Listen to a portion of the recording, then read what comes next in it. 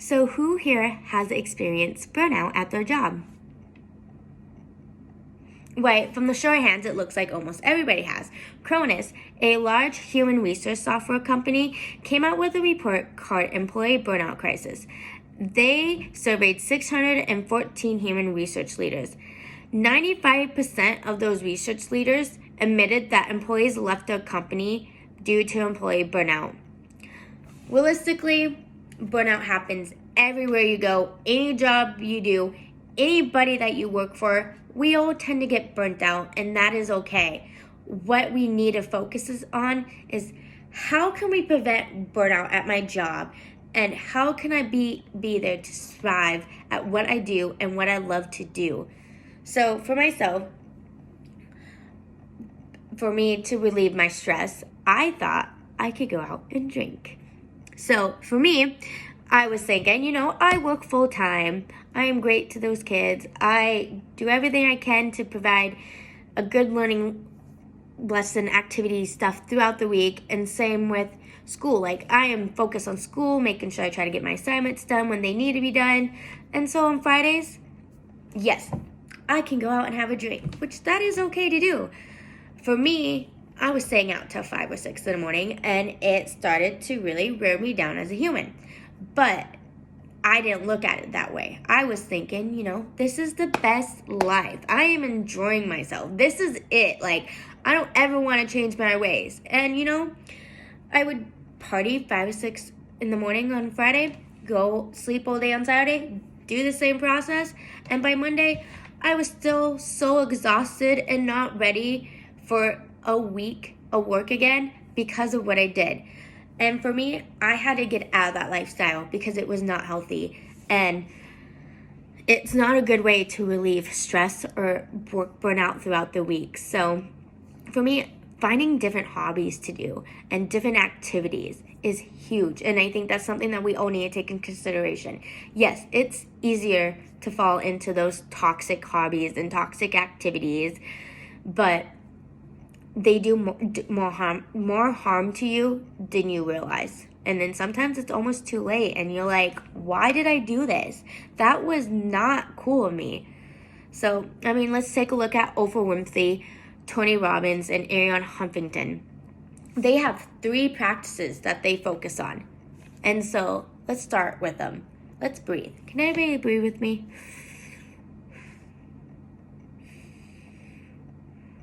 And as we breathe, we are focusing on that air that we're breathing out, right? Air is huge. So air is the concept of life. Like, we need it. We need it. We need that oxygen.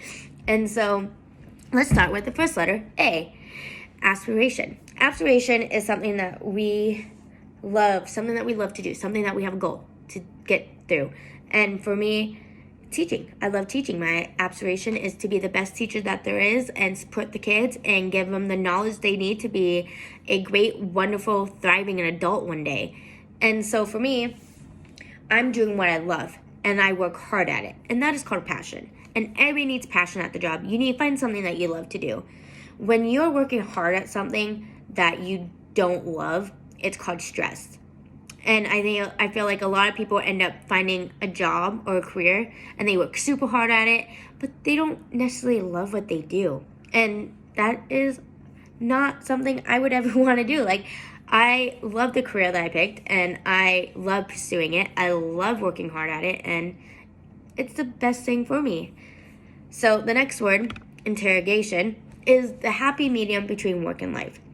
Work and life has to be 50-50. There are some days where, yes, you are going to have deadlines and you have to get that lesson plan right then and then, or you have a student with a different learning disability and you have to come up with a creative way to do it. And so it takes a little bit more time to do something for your classroom than it would normally would.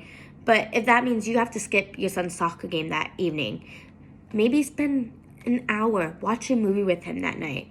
Make sure you create a happy 50-50, because if you don't, you will get burned out and work will become more stressful for you because you're not living your life either. You're focused on work. And it's okay to just step back sometimes and not always work. The last one, R, rejuvenation, huge. So let's compare our bodies to a cell phone battery.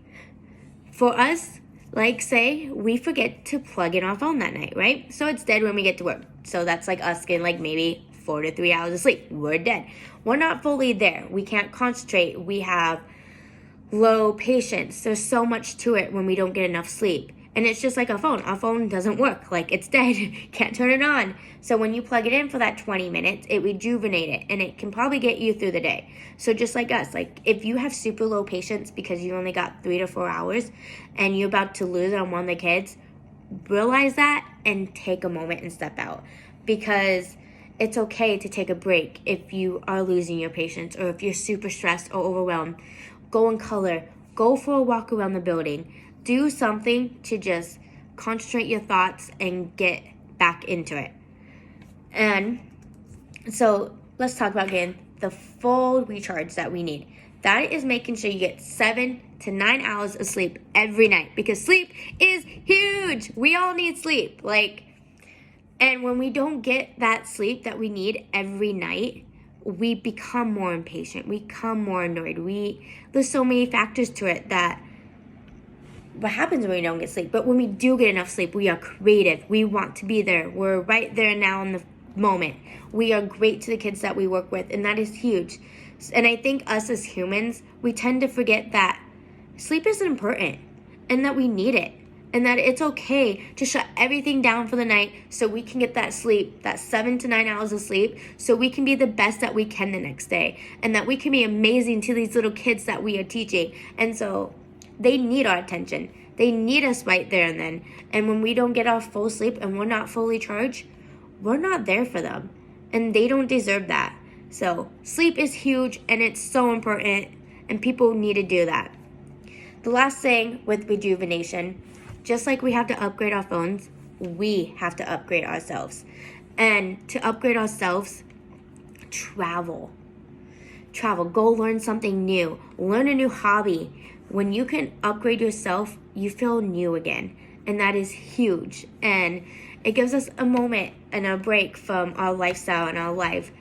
And yes, so focus on air. It's huge. And just like how we need it to breathe, we need it to help prevent burnout at our job.